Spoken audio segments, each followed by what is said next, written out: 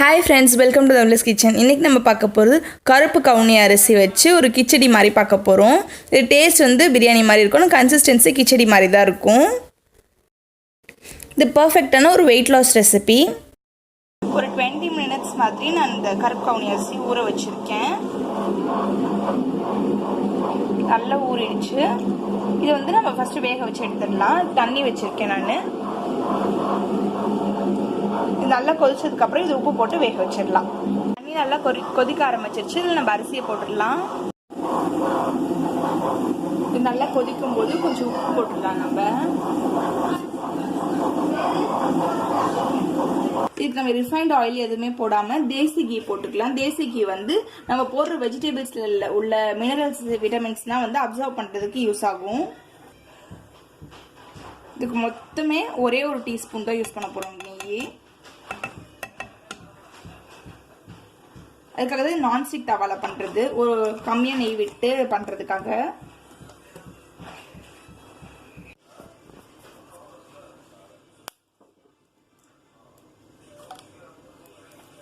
ஏலக்காய், கல்பாசி, மெய்ஸு,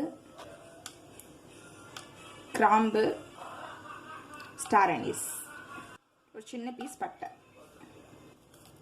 பிரியாணி இலை, சீரகம்.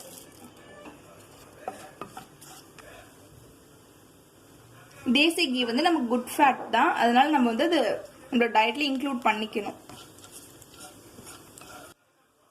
இதுலயே வெங்காயம் ஆட் பண்ணிக்கலாம்.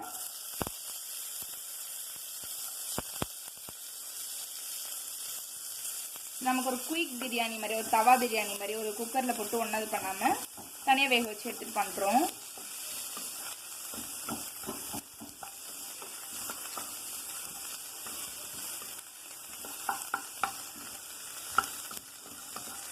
உங்களுக்கு விருப்பம் இருந்தால் இந்த இதுலேயே வந்து தயிர்,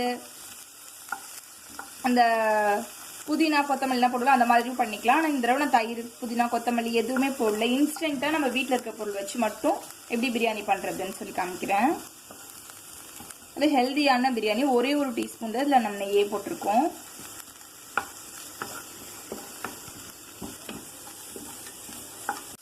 இதில் இஞ்சி பூண்டு சேர்த்து அரைச்சி அந்த இஞ்சி பூண்டு பேஸ்ட் போட்டுக்கலாம்.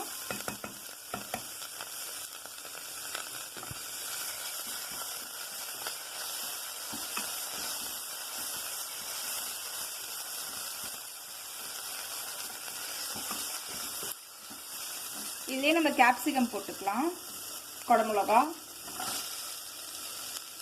இது ஆப்ஷனல் தான், உங்களுக்கு விருப்பம் இருந்தால் போடுங்க, இல்லைன்னா வேணாம்.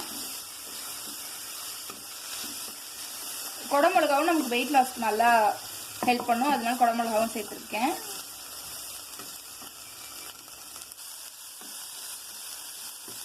இதுலேயே நம்மள்ட்ட என்னென்ன வெஜிடபிள்ஸ் இருக்கோ அது எல்லாமே போட்டுக்கலாம். இன்னைக்கு நான் வந்து காலிஃப்ளவரும் பீன்ஸும் எடுத்திருக்கேன்.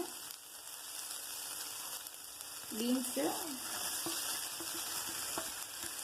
காலிஃப்ளவர் வந்து சுடு தண்ணியில் வந்து உப்பும் மஞ்சத்தூளும் போட்டு அது கொஞ்சம் நேரம் தண்ணியில் போட்டு எடுத்துருக்கேன், சுடு தண்ணியில். இப்போ அதையும் நம்ம சேர்த்துக்கலாம். ஃப்ரோசன் பீஸ் பட்டாணி கொஞ்சம்,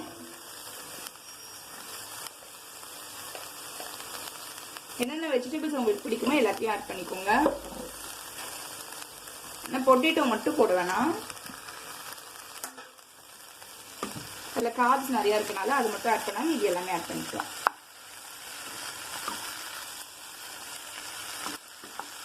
இதுக்கு தேவையான மசாலா எல்லாமே ஆட் பண்ணிடலாம். நம்ம மஞ்சள்தூள் கொஞ்சமா, மிளகாத்தூள் கொஞ்சமா, உங்கள் காரத்துக்கு ஏற்றப்பல ஆட் பண்ணிக்கோங்க. நான் கொஞ்சம் மைல்டாக தான் ஆட் பண்ணியிருக்கேன். மிளகாத்தூள், கொத்தமல்லி தூள், பிரியாணி மசாலா, சீரகத்தூள். நான் காலிஃப்ளவர் மட்டும் உப்பு போட்டிருக்கேன் அந்த தண்ணியில், மிச்சம் எல்லாத்துக்கும் இப்போ உப்பு போட்டுடலாம். சாதத்துக்குள்ள உப்பு போட்டு தான் வடிச்சிருக்கேன். இப்போ அது காய்க்கு மட்டும் உப்பு போட்டால் போதும். காய்க்கு தேவையான உப்பு போட்டுக்கலாம்.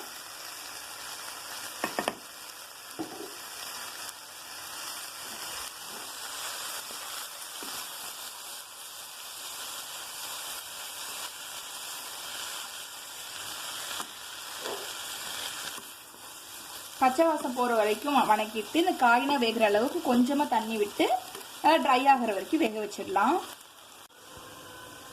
தண்ணி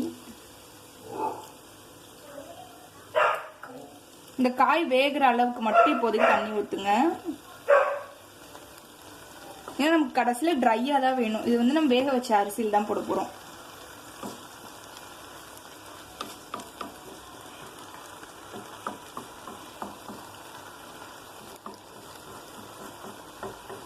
நீங்கள் இது கூட தயிர் ஊற்றி கொத்தமல்லி புதினா எல்லாமே போட்டு யூஸ்வலாக பண்ணுற பிரியாணி மாதிரியும் பண்ணலாம்.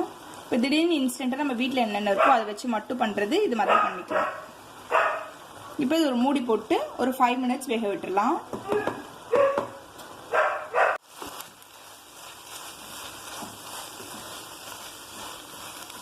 இப்போ இது நல்லா ட்ரை ஆயிடுச்சு, நமக்கு காயும் நல்லா வெந்துருச்சு. இப்போ அந்த அரிசி எடுத்து போட்டுடலாம்.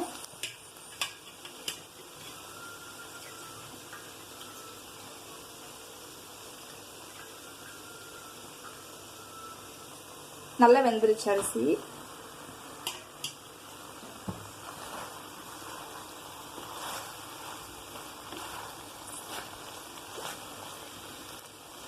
இதில் இருக்க லைட்டாக இருக்க வாட்டர் கண்டென்ட்டும் நமக்கு எவாப்ரேட் ஆகும்.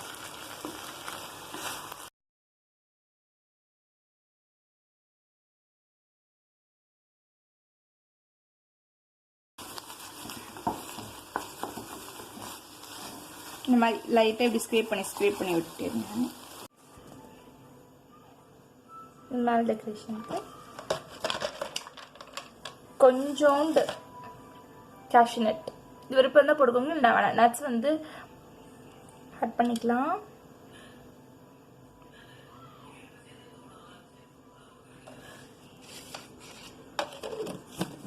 இந்த நட்ஸில் இருக்கிறது நம்ம ஹெல்த்தி ஃபேட் தான், அதனால் இது நம்ம ஆட் பண்ணிக்கலாம். சுட சுட செம்ம டேஸ்ட்டாக நமக்கு ரெடி ஆயிடுச்சு. இந்த ரெசிபியை கண்டிப்பாக ட்ரை பண்ணி பாருங்கள். ட்ரை பண்ணி பார்த்துட்டு உங்கள் ஃபீட்பேக்கை கமெண்ட் பாக்ஸில் கீழே சொல்லுங்கள்.